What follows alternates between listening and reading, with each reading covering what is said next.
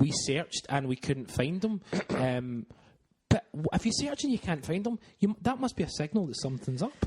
Well, the fact of the matter is, Keith Jackson printed an article saying he was a billionaire with wealth off the radar. A capital finance man. And I mean, an internet search that turns up nothing in the guy would have proven that. Anyway, they welcomed him walking down Edmondson Drive with arms aloft. Everyone did. Everyone did. Every single one of them. Yep. There was no, who is this guy? Nothing. It was just, here he is, that's fantastic. That went wrong. And they got Charles Green in. Now, there was a precedent with Charles Green. He was at Sheffield United. I think it was either him or another director involved said if they could make more money growing vegetables. No. What happened was, I only know this because we've mentioned it before, when there was a kind of fan outcry about him, he said, don't push me too far, or the Sheffield United ground, which is Bramall Lane. Yep. Bramall Lane will be turned into a patty field and will make more money from growing potatoes than what this football club will make. Well, there you go. I mean, a guy saying that, and the thing is, when Green came in, he kind of threw up a few platitudes. You know, I wasn't in this for the money, but now I've fallen in love with a football club. And he slagged his Christmas message. That was great. That was absolutely great. Christmas message. But what I'm saying is, they fall for it every time, and you're just thinking, you get what you deserve.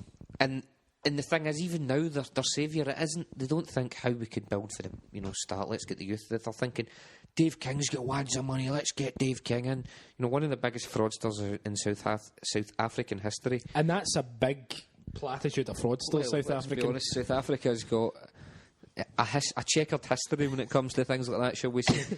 And that's, I mean, don't get me wrong. I mean, they're obviously grasping for something that's going to kind of save them. But it doesn't matter what it is. It doesn't matter exactly what it is. And the thing is as well, see, in terms of there's a lot of support for a fan ownership and stuff like that. They've not got any leaders. I mean, they would just bicker amongst themselves. So, what do I think? I just go, you reap what you sow. You talk about what we did back in the day. In the pre-internet era, we rallied around, organised, and we helped drive the board out of the club. And I suppose we got lucky with Fergus McCann because he was quite upfront and he was looking to make money, but he turned us around as well. They don't seem to have a Fergus McCann on the horizon. So. Louis, let me ask you this. Mm-hmm. Do you think Rangers fans overestimate the brand that is Rangers?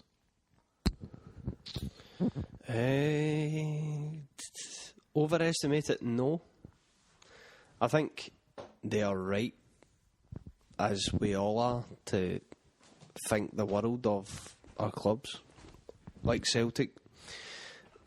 I think the world of Celtic, and I probably think that Celtic is the biggest and best club in the world. Okay, now you're taking that too literally because you know where Celtic are. Celtic are probably in the second level of European football, just if nothing else because of the league we play in and because of money.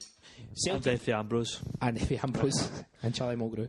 But Celtic are in the second echelon of European football with teams like Borussia Dortmund, with teams like Anderlecht, with teams like Ajax. And to me, that's terrific. That's a Scottish team in the second. That's wonderful. If they did a league of a European Super League, Celtic would be in the second division. Yep. There'd be a first division, there'd be a second division. And to me, I think that's realistic. We're as big as Porto. We're bigger than Benfica.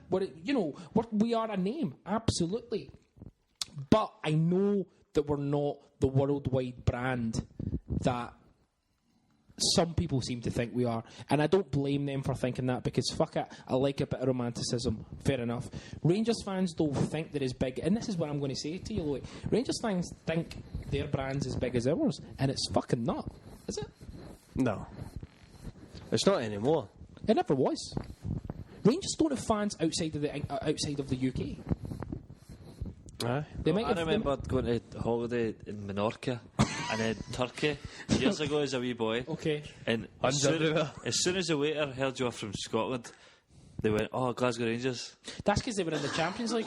Well, aye, but See if you go to Tenerife. I'm not trying to stick up for him or anything. I'm just putting that out there. No, absolutely.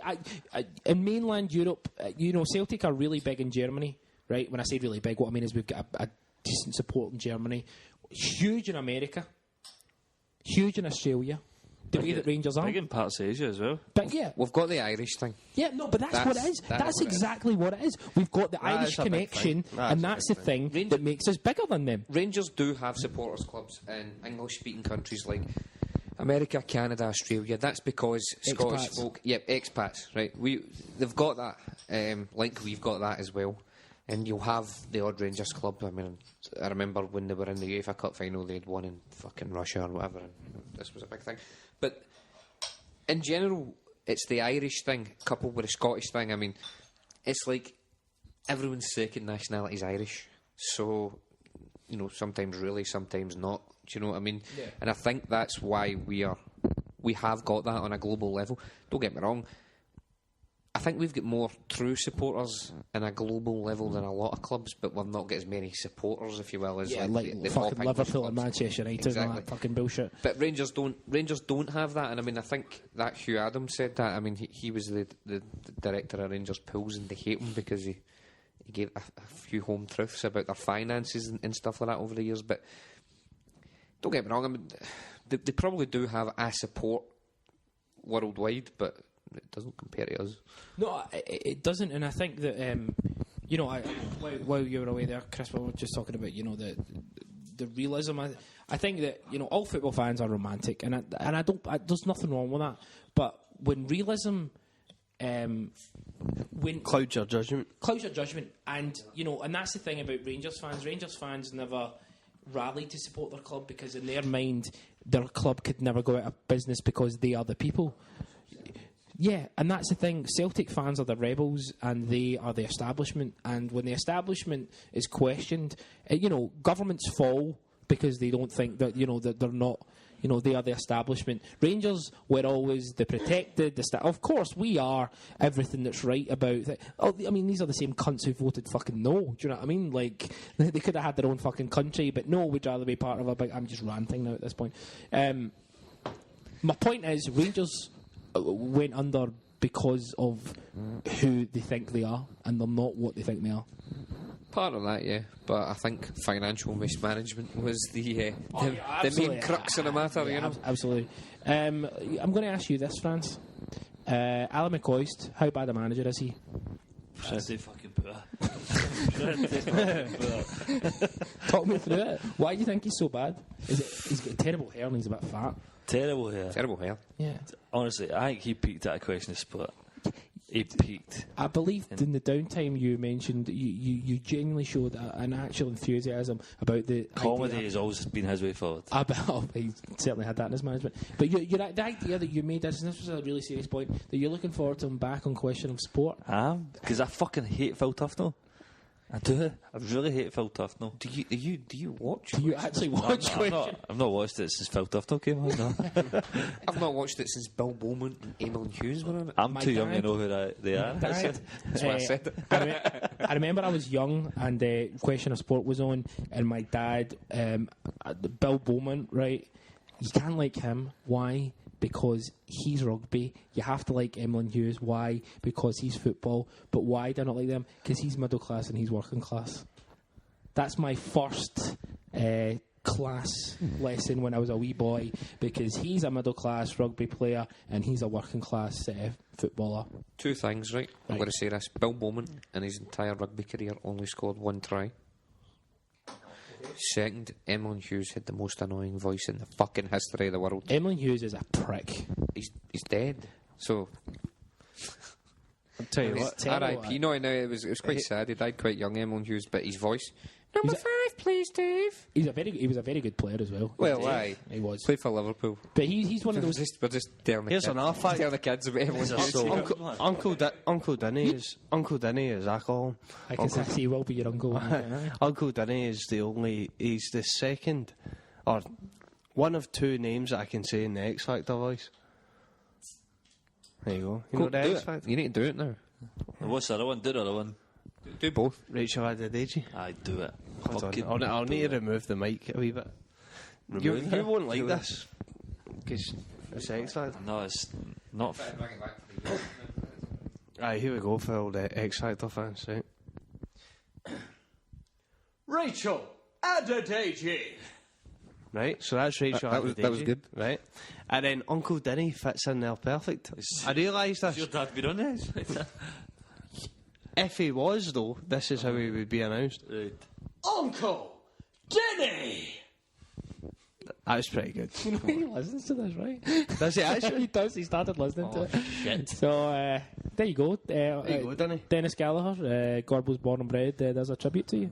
But Emily Hughes, you don't know who Emily Hughes is? No, don't know who that person is. 24. But see Rangers. 24 years So ago. I knew who guys. When I was 24, I knew about Just Fontaine, who played in the 19. Aye, but that was a long time ago. Man.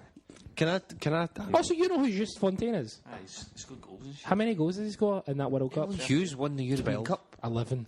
Oh shit! There's one away. I know how you say his name.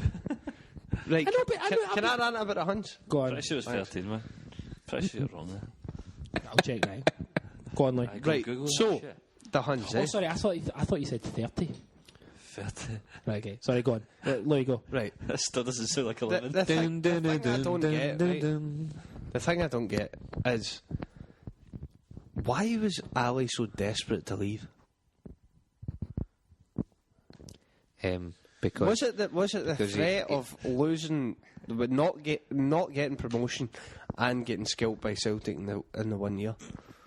Because let's face it, he is getting paid. He's getting paid now. I think you the just same- proved it. He's getting paid. No, but he's getting paid the same amount now as that he would have got if he was still the manager. So that's not changed. So why would the club relieve him of his duties and then appoint his number two, Kenny McDowell, who is a clipboard man? He's not a manager. He's a coach. I believe that Chris Sermanni. Why? I'll get to that point, but I believe Chris Sermanni described him as a loser. who? Kenny McDowell. Yeah, I mean, Just- He crossed the divide, didn't he? Did you get to how many goals for Fontaine, by the way? I'll get to that in a minute. I take that on board, Lee. I think it was Martin Friel. He mentioned the point about how if you make a claim for a club goes into administration, you've got rights to that claim. And if you don't, then you will just, you could just be, administration, so use the contract. So Ali had the claim that if Rangers went into administration, he could still claim for his money, and that could be ring fenced. So maybe they are on the verge. I mean, we've been saying this for a long time. They'll be on the verge again. But January's a tough month in terms of tax, in terms of paying stuff back. Again, this was Martin was telling me this. Maybe he's seen it coming. I don't understand why he did it, because ultimately he was. But he must have really, really wanted to leave. Because from a club's point of view, they have nothing to gain from letting him leave. What does Because he's he- still getting what- paid. sorry, Louis. What does he gain from staying? though? Getting that promotion. Well, potential promotion on his Well, CV. he's not. He's money, been, is he? he's been getting absolutely hounded, fair enough. But at the same time, it's his club. Like, he What does Ali love more, money or Rangers? Well, I suppose that's what it boils down to, that. But he must have been absolutely desperate to leave, to be allowed to leave. Because from a club point of view, it makes no sense to have him leave, because you still need to pay him £750,000. And the It best. makes no sense, because they can't afford to have another manager. Exactly. That's the best. So thing. they're ball fucked, because they have to have Kenny McDowell. As a club banging comment. Kenny McDowell has to be the manager, and they've already said Kenny McDowell will be certainly the manager for the rest of the season, if not longer than that. So they can't afford to pay Ali and pay another manager, and they can't even afford to pay Ali and pay the other ones off. I mean, it makes no sense unless that guy was so desperate to leave that they had to do it. And then what is it that is making him so desperate to leave? It can't just be being shite, because he's been shite. He knows where they are. I think there must be either they're really fucked and it's all going to come out, or he couldn't stand playing against Celtic because he knew that in January they're going to sell all the best players and they're going to get utterly spanked. What best players? They're all fucking dreadful. Lewis McLeod.